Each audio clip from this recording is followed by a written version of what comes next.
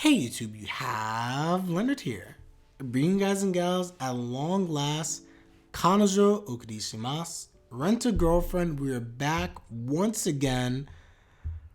Man, chapter 272, the review portion.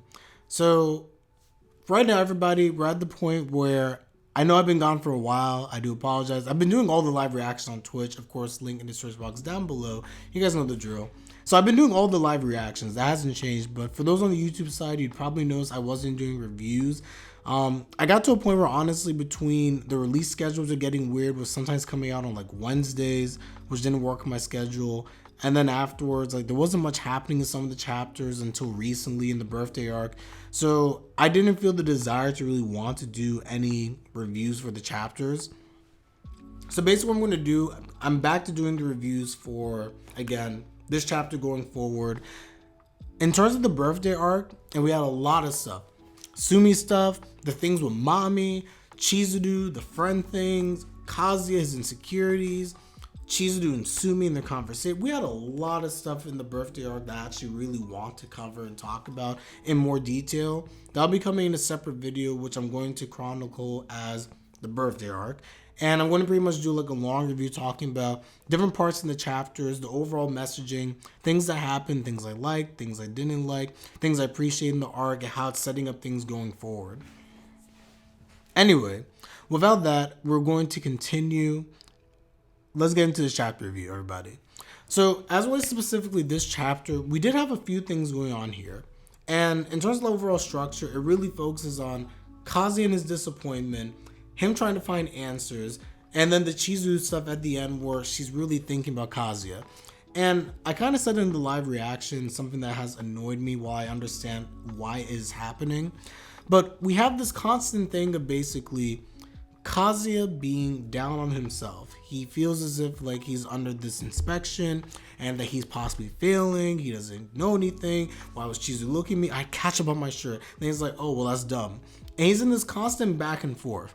Now, I find it kind of annoying. And I understand where people are saying, like, they're criticizing Kazuya. Like, come on, Kazuya, this is stupid. Sim Kazuya at it again. All the usual stuff. But everyone, I'm here to actually say that I don't really blame Kazuya here.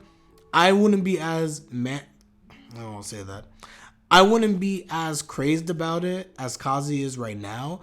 But at the same time, you have to understand, and we're talking about this on the chat side of things, I really do feel for Kazuya because the whole premise of this inspection is honestly ridiculous. For Kazuya being somebody who mentally, he's down on himself. I've said it before, but between having traits of depression, being someone who's very anxious, someone who's very down on his overall self, his self-worth as an individual, I do feel for him at times. And Chizuru being someone that he reveres, that he wants to be with, but gives him so many mixed signals, it makes however he's feeling about himself 100 times worse. So I don't know.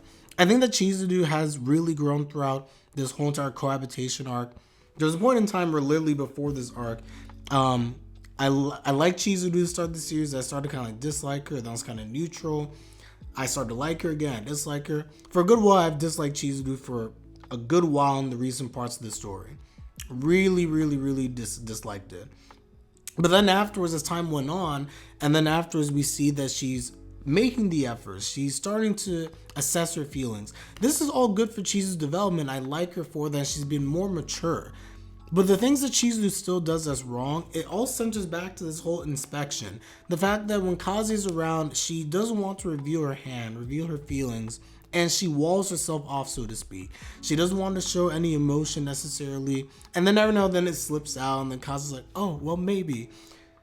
I feel for him. I truly do. And looking at chat here with the audition room. Yeah, I do agree with that one. Someone in chat just brought this up, Walls G.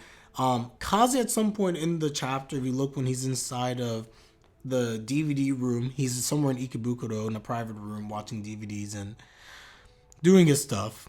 Kazuya makes the comment about basically he feels so much more at peace being alone. He can't hear anyone. He's not welcome at his parents' house. And when he's at Chizuru's, he's in an audition room basically. So to say, he can't feel comfortable there. we see it in the beginning of this chapter, and I didn't think too much of it until I kept reading through it. But it's like he's there having like a normal moment, him just on the bathroom, not really thinking all that much. Walks out, Chizuru's there, and automatically it's just like he's on edge because now he's just like, is Chizuru evaluating me? Like, what's she think about me right now? Like, what's happening? Some of it's incumbent on Kazuya again to be able to control his own expectations and to not think so much about Chizuru. I fully understand that. But the whole premise of, again, Kazuya being there and him feeling as if he's under a microscope, and Chizuru's also facilitated that whole entire response, it sucks for Kazuya, and I kind of feel for him. I'm not saying that Chizuru is a bad person. I'm not saying that. And I'm not saying that Chizuru hasn't grown. If anything, I think her growth this arc has been really, really good. I've enjoyed her character a lot. I've enjoyed her more than Kazuya. But nonetheless, I think Chizuru's on some BS here. Like, it's a lot. It's a lot for Kazuya to deal with. And that gets us now to the second part of the chapter where we have specifically the stuff with Yaemori and Kazuya. So because Kazuya is feeling all this pressure, all this anxiety, all this duress, he's going to Yaemori. He's just like, hey, have you heard anything? Have you talked to Chizuru? And Yaemori's just kind of like, no, not really. This woman is made of steel. We don't talk about anything. I don't even know her shoe size at this point. And it goes to show you again that Chizuru plays things very close to the vest. She's also not stupid. She knows that Yaemori is basically an informant for Kazuya. She knows how close the two of them are. And she doesn't want to reveal her hand. Chizuru in general is very close to herself anyway. The only time we've seen in the story her really open up to another person who wasn't family was Sumi. And that was in a moment of, again, weakness. And on top of that, we know that her and Sumi have a legitimate relationship and also almost like a senpai-kohai type relationship. Because Chizuru, being the elder rental girlfriend, so to speak, has always taken an interest in mentoring Sumi. So at the end of the day, for Chizuru, she doesn't let anything loose. So now it's kind of impels Yaemori to be like, I'm looking at Master Kazuya. I see how much pain he's in, and it's understandable. Just like I said in the beginning of this chapter review, we see that Kazuya is going through a lot, and it's kind of understandable how he's so volatile because of the situation. So Yaemori, kind of similar to us seeing all this happening, is just like, time to take matters in my own hands and figure out exactly what is happening with Chizuru. Now, what I will say this, what Deiji does well, is that he really does go out of his way to show us Chizuru's emotions throughout all this stuff taking place, and it's made Chizuru more likable because we know that she is thinking about Kazuya, that she's not just leaving him in limbo for the sake of it. This is actually having a very positive impact on her and her feelings for Kazuya. The issue again is that no one knows this besides the readers, and of course now Sumi. So at this point in time now, with Yaemori getting to the end of the chapter, we see that she bursts herself inside in an attempt to talk to Chizuru to find out what is happening. But again, she doesn't see all the stuff happening before then. She doesn't see the fact that Chizuru's there when she's walking home looking like, oh, it's late. Coming inside and saying, oh, he's not here yet. Her taking an earnest concern in Kazuya. Her taking the bath and then all of a sudden flipping her hair out because she's like, oh, can't leave the hair here.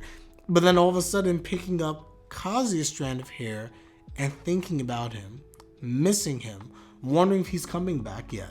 So all that is very, very good. So all this to say, I enjoyed this chapter. We're still seeing a lot of the same similar stuff, the back and forths, but I think that now that Yaemori, who as we know really tends to drive the plot, she's getting involved again. It suggests to me anyway the fact that good things are about to happen. I think that Yaemori is going to be able to get something out of Chizuru. It won't be much, but she'll get something. She'll be able to relay this to Kazuya, and that might inform him to either A, ease up on like all these feelings of like guilt and feelings like he's done something wrong, and for him to get more comfortable with Chizuru, or maybe even impels him to actually try to do something. Because I think for Kazuya, as he kind of showed in his whole monologue when he's in the DVD room, is that he can wait the 20 years, but he can't wait the 20 years. Like, he wants to be with Chizuru now, and that's fully understandable. I get it. So just looking at my chat very quickly before I end this review. Emotions shown through images, expressions, Kazuya shown through over-the-top monologue. I will say this, and that's why I don't like Kazuya sometimes, was like, I hate the monologues. I get why we get them. That's how he expresses himself. We get Kazuya's inner thoughts, but for Chizuru, we very rarely get her inner thoughts, which is why when we do, it's very interesting. But she also doesn't monologue. Chizuru is very interesting because you have to really pay attention to what she's looking at, how she feels, her facial expressions, like all those stuff really give us a clear insight into Chizuru's character, what she's going through, what she's thinking about. So I always do enjoy that. Anyway, everybody, it's good to be back. I enjoyed doing this review. We're back once again. Let's see what happens in next week's chapter. But birthday arc video incoming shortly, probably in the next week or two. And we'll go from there. So everyone, let me know your thoughts in the comment section down below. Hope you guys missed me. For those who still follow my Rent-A-Girlfriend content, like the video if you like the video, subscribe if you like my content. It is greatly appreciated as always. And with that, I'm Leonard and I'm out. Take care everybody, and of course, have a good one. Peace.